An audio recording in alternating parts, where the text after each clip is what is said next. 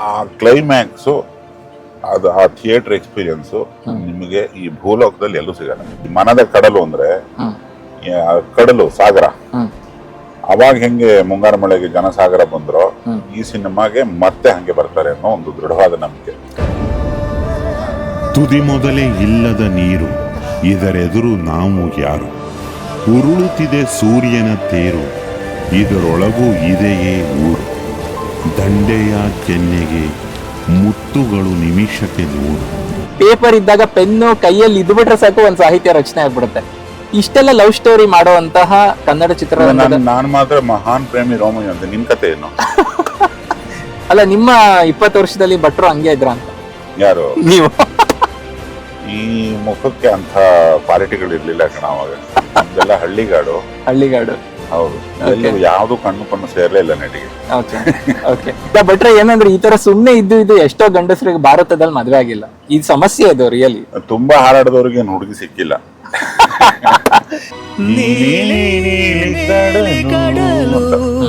ಅಲ್ಲಿಂದ ಸೋನು ಆವರಿಸ್ಕೊಂಡ್ರೆ ತುಂಬಾ romantic feeling ಬೀಳ್ತಾರೆ. ಇದೆಲ್ಲ ನೋಡಿ ಥಿಯೇಟರ್ಲ್ಲೇ ಬಂದು ನೋಡ್ಬೇಕಾದಂತ ಒಂದು ಥಿಯೇಟ್ರಿಕ್ ಎಕ್ಸ್ಪೀರಿಯನ್ಸ್ ನ ಸಿನಿಮಾದಲ್ಲಿ ಇಡ್ಬೇಕು ನಾವು. ಅದನ್ನ ಹುಡುಕಿ ಮನದ ಕಡಲಲ್ಲಿ ಇಟ್ಟಿರೋದು. ಮನದ ಕಡಲು. ಓಕೆ, ಮೈಸೂರಿನ ಎಲ್ಲಾ ಮೀಸೆ ಬಂದಿರೋ ಯುವಕರು ನೋಡ್ಲೇಬೇಕಾಗಿರೋ ಸಿನಿಮಾ ಅಂತ ಹೇಳ್ಬೋದಾ? ಮೀಸೆ ಬಂದಿಲ್ದೇ ಇರೋರು ಫ್ಯಾಮಿಲಿ ಜೊತೆ ಬರ್ತಾರೆ. ಫಸ್ಟ್ ಮಾಡಿದ್ರು ಏನ್ರೇನೋ ಫಸ್ಟ್ ಒಬ್ಳು ಇಬ್ಳು ಹುಡುಗಿ ಬಂದ್ರೆ 20 ಜನ ಹುಡುಗರು ಬರ್ತಾರೆ. ಇನ್ನಾಕ ನಮ್ಕಣ್ಣ ಮಾರ್ಕೆಟಿಂಗ್ ಹೋದ್ರೆ ಹೆಣ್ಮಕ್ಳಿಗೆ ಕರಿ ನೀವು. ನಮಸ್ಕಾರ. ಇವಾಗ ಸದ್ಯಕ್ಕೆ ನಮ್ಮ ಮೈಸೂರಿಗೆ ನಮ್ಮ ಭಟ್ರು ಬಂದಿದ್ದಾರೆ. ತುಂಬಾ ಸಂತೋಷ ಆಗ್ತಾ ಇದೆ. ಭಟ್ರು ನಿನ್ನೆ ವಾಯ್ಸ್ ಫೋನಲ್ಲಿ ಕೇಳಿ ಬಹಳ ಖುಷಿ ಆಯ್ತು. ಸೊ ಮೈಸೂರಿಗೆ ವೆಲ್ಕಮ್ ಭಟ್ರೆ. ನಮಸ್ತೆ. ಮೈಸೂರು ನಾಡಿಗೆ, ಮೈಸೂರು ಮಣ್ಣಿಗೆ, ಜನತೆಗೆ, ನಿಮ್ಮೆಲ್ಲರ ಸೌಜನ್ಯಕ್ಕೆ ಒಂದು ದೊಡ್ಡ ನಮಸ್ಕಾರ. ಊರಿಗೆ ಬರೋದೇ ಸಂತೋಷ, ಬಂದಿದ್ದೀವಿ, ಮಾತಾಡ್ಸಿ.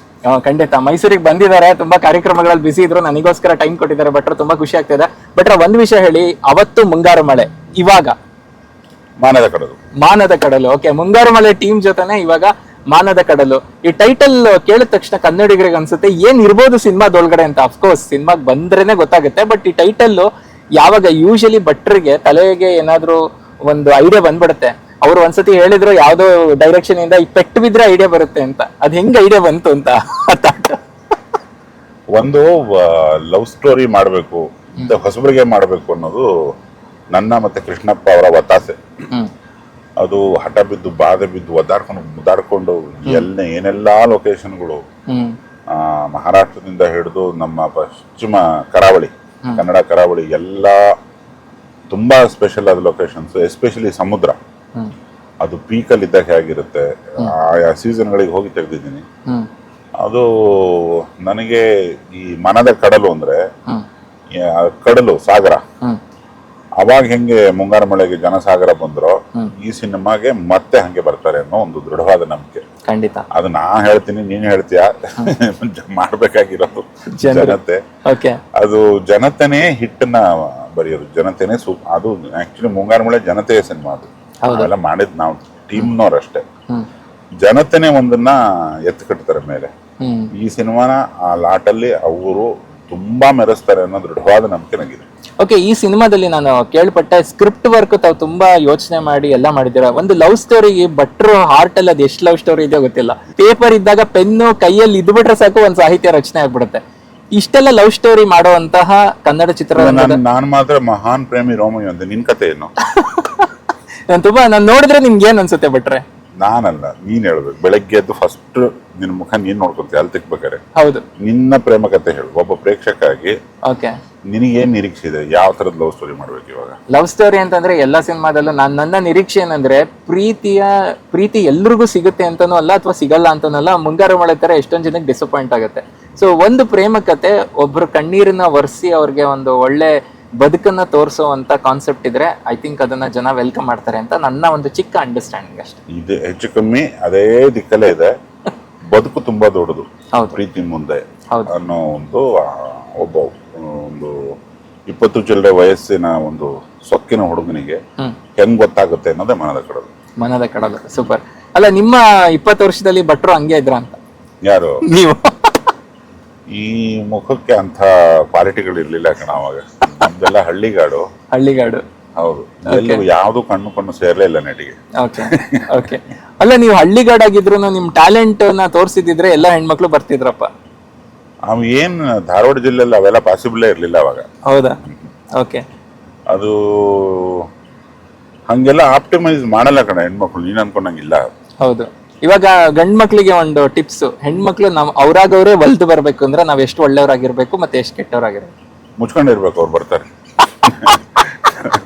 ತುಂಬಾ ಇಂಪ್ರೆಸ್ ಮಾಡಕ್ಕೆ ಹೂ ಹಿಡ್ಕೊಂಡು ಫ್ರಂಟಿಗೆ ಹೋದೆ ಅಂದ ತಕ್ಷಣನೇ ಅದು ಗೊತ್ತಾಗುತ್ತೆ ಅವ್ರಿಗೆ. ಓ ಇದು ಬಾಕರ, ಇದು ಸರಿ ಇಲ್ಲ, ಇದು ಜ್ವಲ್ ಪಾರ್ಟಿ, ಈ ತರ ನಾವೇ ಹೋಗಿ ಹಣೆಪಟ್ಟಿ ತಗೋಬಾರ್ದು. ಸುಮ್ನೆ ಇದ್ರೆ ಯಾಕೆ ನನ್ನ ಮಗ ಸುಮ್ನಿದ್ದಾನೆ ಅಂತ ಒಂದು ಶುರು ಆಗಿ ಅವನಲ್ಲಿರೋ ಏನೋ ಒಂದು ಕ್ವಾಲಿಟಿ ಅವ್ರ ಕಣ್ಣಿಗೆ ಬೀಳೋ ಸಾಧ್ಯತೆ ಇದೆ. ತುಂಬಾ ಹಾರಾಡಿದ್ರೆ ಅದು ಅಷ್ಟೇ, ಅರ್ಧ ಹಾಫ್ ಡೇ. ಅಲ್ಲ ಭಟ್ರೆ, ಏನಂದ್ರೆ ಈ ತರ ಸುಮ್ನೆ ಇದ್ದು ಎಷ್ಟೋ ಗಂಡಸರಿಗೆ ಭಾರತದಲ್ಲಿ ಮದ್ವೆ ಆಗಿಲ್ಲ. ಈ ಸಮಸ್ಯೆ ಅದು ರಿಯಲಿ. ತುಂಬಾ ಹಾರಾಡಿದವ್ರಿಗೆ ಏನು ಹುಡುಗಿ ಸಿಕ್ಕಿಲ್ಲ. ಈಗ ನೀವು ಏನ್ ಮನಸ್ಸಿನ ಬಗ್ಗೆ ಹೇಳಿದ್ರಿ, ಈ ಹೀರೋಯಿರೋನ ಭೇಟಿ ಮಾಡದೆ ಈ ಪ್ರೇಮ ಕಥೆನಲ್ಲಿ ಮಧುರವಾಗಿ ಈ ಚಿತ್ರದಲ್ಲಿ ಏನಿದೆ ತುಂಬಾ ಮಧುರವಾಗಿ, ಯಾಕೆಂದ್ರೆ ಭಟ್ರು ಏನೇ ಮಾತಾಡಿದ್ರು ಅವ್ರ ಸಿನಿಮಾದಲ್ಲಿ ತುಂಬಾ ಮಧುರವಾಗಿರೋ ಕಂಟೆಂಟ್ ಇರುತ್ತೆ, ಆ ಫೀಲಿಂಗ್ ಇರುತ್ತೆ. ನೀವು ಎಷ್ಟು ತಮಾಷೆ ಮಾಡಿದ್ರು ನಿಮ್ಮ ಪ್ರಾಡಕ್ಟ್ ಅಲ್ಲಿ ಮಾತ್ರ ಆ ಫೀಲಿಂಗ್ ಅಂತೂ ನಮಗೆ ಸಿಗುತ್ತೆ. ಸೊ ಈ ಚಿತ್ರದಲ್ಲಿ ಆ ಮಧುರವಾದ ಫೀಲ್ ನನಗೆ ಎಲ್ಲಿ ಸಿಗುತ್ತೆ? ಫಿಲ್ಮ್ ನ ಫಸ್ಟ್ ಶಾಟ್ ಇಂದಾನೆ. ಫಸ್ಟ್ ಶಾಟ್, ಫಸ್ಟ್ ಟೈಟ್ಲ್ ಶುರು ಆಗುತ್ತೆ ಸೋನು ಅವರ ಕಂಠದಿಂದ, ನೀಲಿ ನೀಲಿ ಕಡಲು ಅಂತ.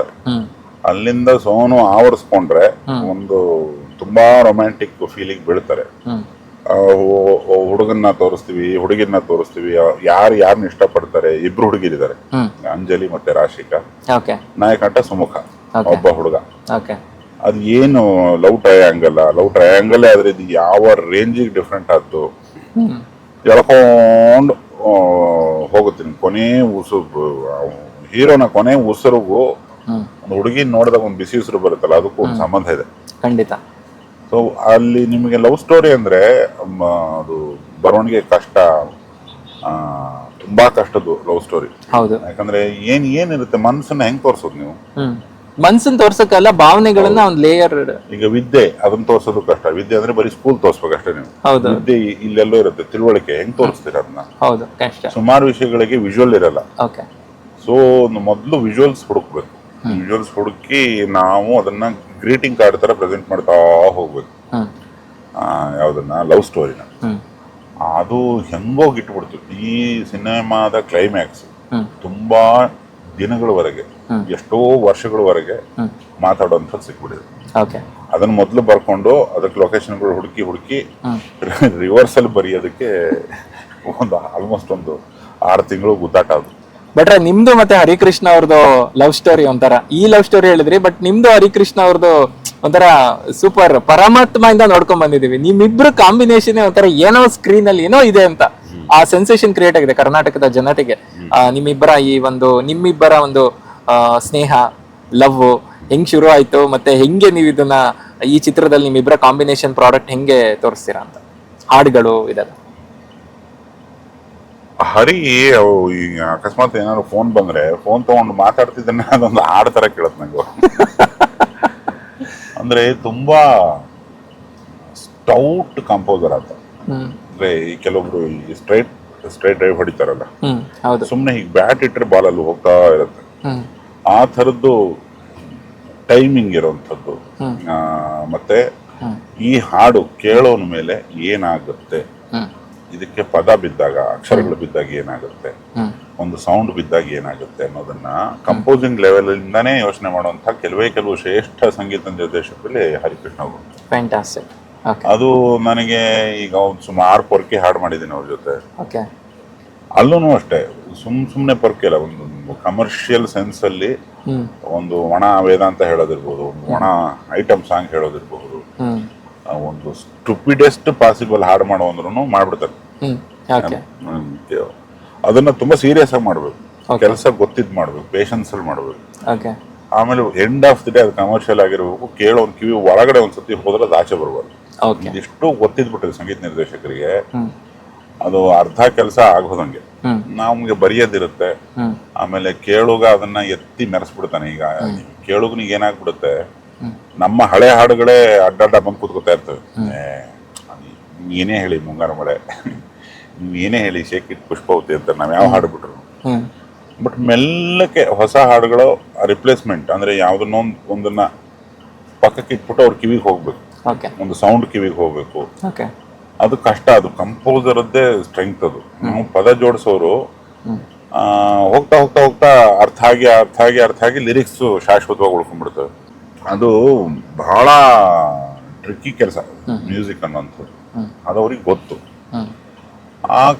ಅದಕ್ಕೆ ಆ ಕಾಂಬಿನೇಷನ್ ಅಲ್ಲಿ ತುಂಬಾ ಹಾಡುಗಳು, ನನ್ನ ಹರಿಕೃಷ್ಣ ಕಾಂಬಿನೇಷನ್ ಅಲ್ಲಿ ತುಂಬಾ ಹಾಡುಗಳು ಬಂದು ಅದು ಎಲ್ಲರೂ ಗುಣಗುವಂಗಾಗಿರೋದೆ ಅಲ್ಲಿ ಒಂದು ಸಂಗೀತ ಗೊತ್ತಿರೋ ಒಂದು ಬ್ರೈನ್ ಸದಾ ಕೆಲಸ ಮಾಡ್ತಾ ಇರುತ್ತೆ. ಇತ್ತೀಚೆಗೆ ಸ್ಕ್ರಿಪ್ಟ್ ಹಿಡ್ಕೊಂಡು ಕಾಣದೇ ಇಲ್ವಲ್ಲ, ಯಾಕೆಂದ್ರೆ ಯಾವ್ದ್ರಲ್ಲಿ ಬಿಸಿ ಇದ್ರು ಭಟ್ರು ಅಂತ ತುಂಬಾ ಜನ ಕ್ವಶನ್ ಕೇಳ್ತಾ ಇದ್ರು. ಭಟ್ರು ಯಾವ್ದ್ರಲ್ಲಿ ಬಿಸಿ ಇದ್ರು ಅಂತ, ಅದ್ ಆನ್ಸರ್ ಅವರೇ ಹೇಳ್ಬೇಕೀಗ. ಯಾವ್ದ್ರಲ್ಲಿ ಬಿಸಿ ಇದ್ರು ಇಷ್ಟ ದಿನ ಈ ಪ್ರಾಡಕ್ಟ್ ರೆಡಿ ಆಗಕ್ಕಿಂತ ಮುಂಚೆ? ಪ್ರಾಡಕ್ಟ್ ಅಲ್ಲೇ ಬಿಸಿ ಆಗಿರ್ತೀವಿ, ಇನ್ಯಾವ್ದ್ರಲ್ಲಿ ಇರ್ತೀವಿ. ಓಕೆ, ಅದು ಅಂದ್ರೆ ಸಿನಿಮಾಗಳ ಒಂದು ಬರೋದು ಸ್ವಲ್ಪ ಕಡಿಮೆ ಆಯ್ತಾ ಅಂತ ಇತ್ತೀಚೆಗೆ? ನಿಮ್ಮ ಒಂದು ಡೈರೆಕ್ಷನ್ ಎಲ್ಲ ಒಂದ್ ಕಡೆ ಲೈಕ್ ಜನ ವೆಯ್ಟ್ ಮಾಡ್ತಾ ಇದಾರೆ, ಜನಕ್ಕೆ ವೆಯ್ಟ್ ಮಾಡಿ ಮಾಡಿ ಮಾಡಿ ತಲೆ ಕೆಟ್ಟೋಗ್ಬಿಡುತ್ತೆ. ಈ ಸಿನಿಮಾ ಟೈಮ್ ತಗೊಂಡೆ ನಾನು. ಹೌದಾ? ಲವ್ ಸ್ಟೋರಿ ಯಾವಾಗ್ಲೂ ಟೈಮ್ ತಗೋದು.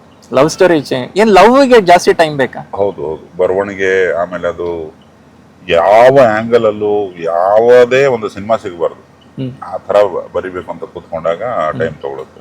ಬೇರೆ ಎಲ್ಲದಕ್ಕೂ ಏನೋ ಒಂದು ಕಮರ್ಷಿಯಲ್ ಎಲಿಮೆಂಟ್ ಸಪೋರ್ಟ್ ಇರುತ್ತೆ. ಲವ್ ಮನಸ್ಸು ತೋರಿಸ್ಬೇಕು ಅಂದಾಗ ಅದು ಬರ್ದು ಹರಿದು ಹಾಗೆ ಆಗುತ್ತೆ. ಆಮೇಲೆ ಸಿಕ್ಕಾಪಟ್ಟೆ ಹೃದಯ ಹರ್ಕೊಂಡಿದ್ದೀರಾ.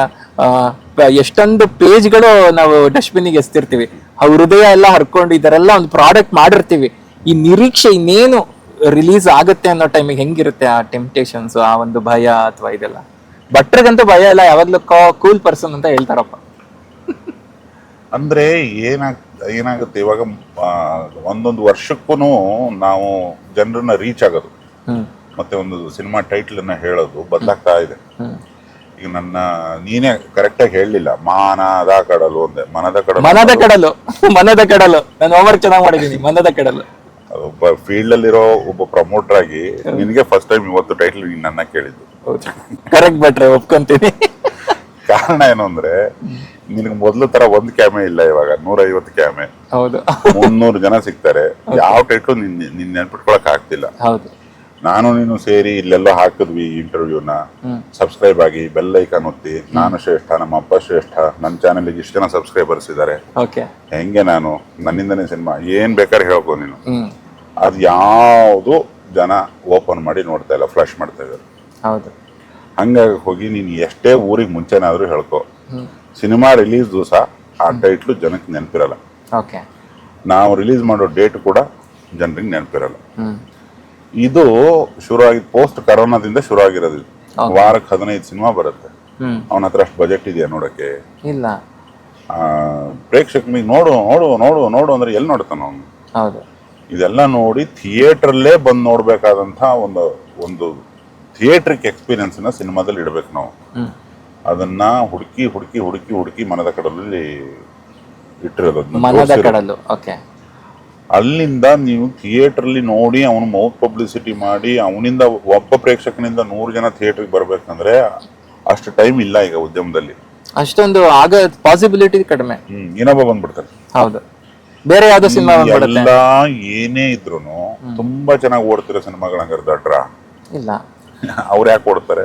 ನೀನ್ ಯಾಕೆ 1000 ರೀಸನ್ ಕೊಡ್ತೀಯ? ಎಕ್ಸಾಮ್ ಇದೆ, RCB ಇದೆ, ಅವನ್ ಪ್ರಮೋಷನ್ ಚೆನ್ನಾಗಿ ಮಾಡ್ದ, ಪಿಕ್ಚರ್ ಓಡ್ಲಿಲ್ಲ. ಇವ್ನು ಪ್ರಮೋಷನ್ನೇ ಮಾಡ್ಲಿಲ್ಲ, ಪಿಕ್ಚರ್ ಓಡ್ಬಿಡ್ತು. ಹಂಗಾರೆ ಬೇರೆ ಯಾರ್ಯಾರೋ ಬಂದು ಇಲ್ಲಿ ಪ್ರಮೋಟ್ ಮಾಡಿ ಸಿನಿಮಾ ದುಡ್ಡುಗಳು 1ಕ್ಕೆ 8 ಶೇರ್ ತಗೊಂಡು ಹೋಗ್ತಾರೆ. ಹೌದು, ಅದು ಹಂಗಲ್ಲ. ಕಂಟೆಂಟ್ ನಾವು ಕ್ಯಾರಿ ಮಾಡೋ ರೀತಿ ಇದೆಯಲ್ಲ, ಅಲ್ಲಿಂದ ಹಿಡಿದು ಆ ರಿಸೀವಿಂಗ್ ಎಂಡ್ ಅಲ್ಲಿರೋ ಪ್ರೇಕ್ಷಕನವರೆಗೆ ನಾವು ಹೇಳ್ತೀವಿ. ಮೊದ್ಲಿನ ತರ ಇಲ್ಲ. ಇವಾಗ ಸೋಷಿಯಲ್ ಮೀಡಿಯಾದಿಂದ ಹಿಡಿದು, ಟಿವಿಯಿಂದ ಹಿಡಿದು, ಪೇಪರ್, ಮಾಧ್ಯಮ, ಉದ್ಯಮ ಎಲ್ಲ ಮಿಕ್ಸ್ ಆಗಿ ಒಂದು ಅಲೆ ಎದ್ದು ಬಿಟ್ಟಿದೆ ಅಂತ ನಾವು ದೂರ ಆಗ್ಬಿಟ್ಟಿದ್ದೀವಿ. ಅಲೆ ಎದ್ದಿಲ್ಲ, ಅದು ಅಲೆ ಹಿಂದೋಗ್ಬಿಟ್ಟಿದೆ. ನಾವೆಲ್ಲ ಹೋಗ್ಬಿಟ್ಟಿದ್ದೀವಿ. ಅವ್ನು ಫ್ಲಶ್ ಮಾಡ್ಬಿಡ್ತಾನ ಅದನ್ನ. So what is the idea? ಏನ್ ಮಾಡ್ಬೋದು ಭಟ್ರೆ? ಏನು ಮಾಡಬೇಡ, ನೀನು ಮೇಡಮ್ ಮುಚ್ಕೊಂಡು ಸಿನಿಮಾ ನೋಡಿದ್ರೆ ಸಾಕಾಗಿದೆ ನನಗೆ. ಇಡೀ ಸಂದರ್ಶನದಲ್ಲಿ ಅವನು ನೋಡಲ್ಲ, ಅವ್ನು ಕ್ಯಾಮ್ರಾ ಹಿಡ್ಕೊಂಡು ಬೇರೆ ಕಡೆ ಎಲ್ಲ ಇರ್ತಾನೆ. ನೀವು ಮೂರು ನಾವ್ 3 ಜನ ಸಿನಿಮಾ ನೋಡಿದ್ರೆ ಓಕೆ, ನನಗೆ ಸಾಕು, 3 ಸಾಕು. Ticket, okay, I will be happy. ಖಂಡಿತ. ಏನಾಗಿದೀವಿ, ಈಗ ನೀನೇನಾದ್ರು ಮಾಡ್ತೀಯ, ನೀನ್ ಯಾವ್ದೋ ಒಂದು ಕಾರ್ಯಕ್ರಮದ್ದು ಒಂದು ಲಿಂಕ್ ನನಗೆ ಕಳಿಸ್ತೀಯ, ನನಗೆ ಟೈಮ್ ಇಲ್ಲ ಓಪನ್ ಮಾಡಕ್ಕೆ. ಓಕೆ, ಆ ಸಿನಿಮಾ ನಾಯಕ ನಟ ನೀನೇ ಆಗಿರ್ಬೋದು, ನೀನೇ ಪ್ರೊಡ್ಯೂಸರ್ ಆಗಿರ್ಬೋದು, ಬಟ್ ಇವಾಗ ತಮಾಷೆ ಕೇಳ್ತಾ ಇದ್ದೀನಿ ನಾನು. ಚೆನ್ನಾಗಿ ಕುತ್ಕೊಂಡು ಮಾತಾಡಿರ್ತೀವಿ. ಹೌದು, ನೀನು ಇಲ್ಲೆಲ್ಲ ಮೈಸೂರು ನಿನ್ನ ಕಷ್ಟ ಬಿದ್ದು ಒಂದು ಸಿನಿಮಾ ಮಾಡಿ ಪ್ರಮೋಟ್ ಮಾಡಕ್ಕೆ ಭಟ್ರನ್ನ ನೀನು ಟ್ರೈ ಮಾಡಿದಾಗ ನಾನು ನಿನ್ನೆಲ್ಲ ಶೂಟಿಂಗ್ ಅಲ್ಲಿ ಇರ್ತೀನಿ. ನಾನು ಸಿನಿಮಾ ರಿಲೀಸ್ ದಿವಸ ನೀನು ಇದೇ ತರ ಇಂಟರ್ವ್ಯೂ ಮಾಡ್ಕೊಂಡು ನಿನ್ನೆಲ್ಲ ಕೂತಿರ್ತೀವಿ. ಹೌದು.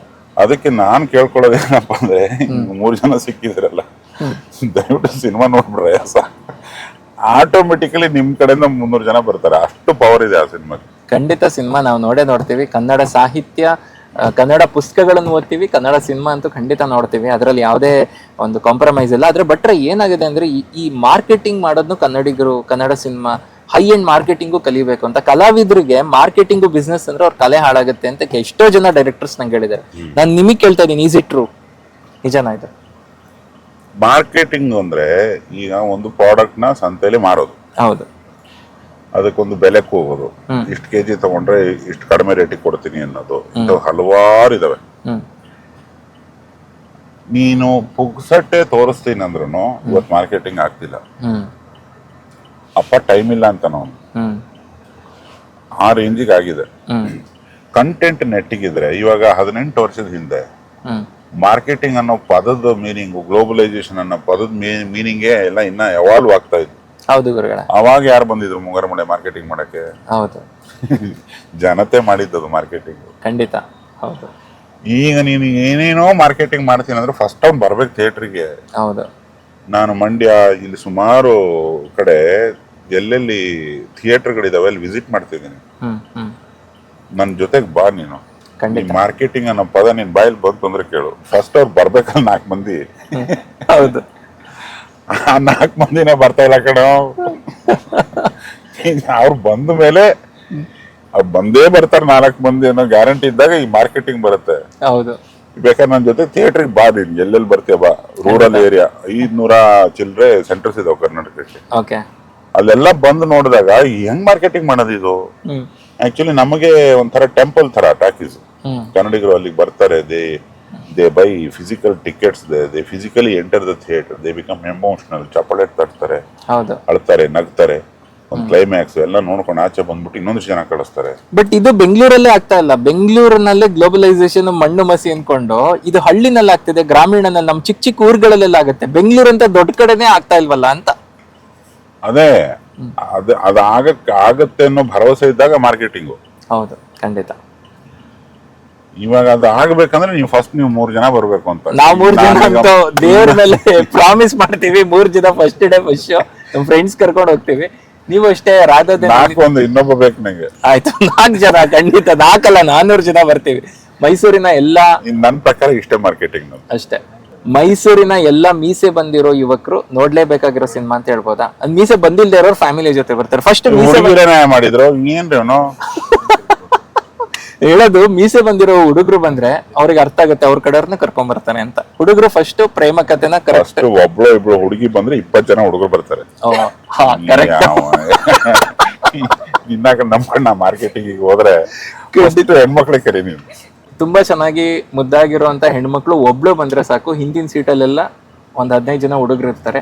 ಆ 15 ಜನ ಹುಡುಗರು ಫ್ರೆಂಡ್ಸ್ ಎಲ್ಲ ಸೇರಿ, ಫ್ಯಾಮಿಲಿ ಸೇರಿ ಹೇಳೋದು, ಕನ್ನಡ ಸಿನಿಮಾ ಬಂದಾಗ ಕನ್ನಡದ ಹೆಣ್ಮಕ್ಳಿಗೆ ಮದುವೆ ಮಾಡ್ಬೇಕಾದ್ರೆ ನಾವು ಹೇಗೆ ಎಲ್ಲರೂ ಇನ್ವಾಲ್ವ್ ಆಗ್ತೀವಿ. ಸೊ ಕನ್ನಡದ ಸಿನಿಮಾ ಪ್ರತಿಯೊಬ್ಬ ಕನ್ನಡಿಗರಿಗೆ ಒಂದು ಹಬ್ಬ ಇದ್ದ ಹಾಗೆ. ಸೊ ಈ ಹಬ್ಬನ ನಾವೆಲ್ಲರೂ ಸೇರಿ ಸಂಭ್ರಮದಿಂದ ಸೆಲೆಬ್ರೇಟ್ ಮಾಡೋಣ. ನಮ್ಮ ಭಟ್ರು ಮಾತಾಡಿದ್ದೆಲ್ಲ ಸಿಗ್ನೇಚರ್ ಸ್ಟೇಟ್ಮೆಂಟು. ಆಮೇಲೆ ಭಟ್ರೆ ನಿಮ್ಮ ಹಾಡುಗಳು ಮಾತಾಡಿದ್ದೆಲ್ಲ ಹಾಡಾಗ್ಬಿಡುತ್ತಲ್ಲ, ಹೆಂಗಿದ್ದು ಅಂತ. ಭಟ್ರು ಬರೆದ್ರೆ ಮಾತ್ರ ಅದು ತುಂಬಾ ಚೆನ್ನಾಗಿರುತ್ತೆ. ನಾನು ತುಂಬಾ ಸಾಹಿತ್ಯ ಬರೆಯಕ್ ಹೋಗಿದ್ದೀನಿ ಭಟ್ರೆ, ಆದ್ರೆ ಒಂದೇ ಒಂದು ನನ್ನ ಕೈಲಿ ಮಾಡಕ್ಕಾಗಿಲ್ಲ. ಈ ಪೆನ್ ಕ್ಯಾಪ್ ತೆಗೆದು ಬರೀಬೇಕು.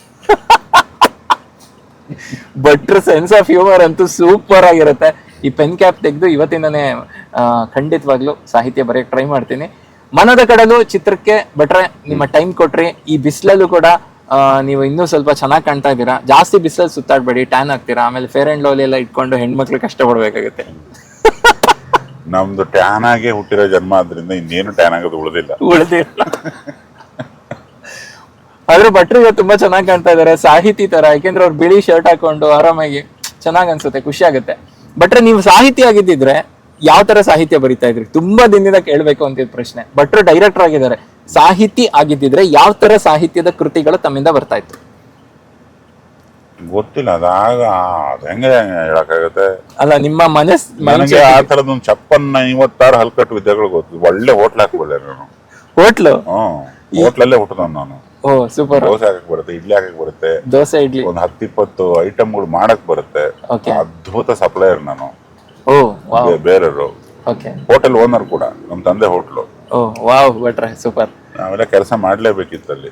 It was like an university Okay. ಊರಲ್ಲಿ. ಒನ್ ಲೈನ್ ಸ್ಟೋರಿನ ಏನಾದ್ರು ಬಿಟ್ಕೊಡ್ಬೋದಾ ನಮ್ಮ ಪ್ರೇಕ್ಷಕರಿಗೆ? ಮನದ ಕಡಲು ಯಾಕೆ ಈ ಸಿನಿಮಾ ನೋಡ್ಬೇಕು? ಒಂದೇ ಪ್ರಶ್ನೆ, 1 ಮಾರ್ಕಿನ ಉತ್ತರ.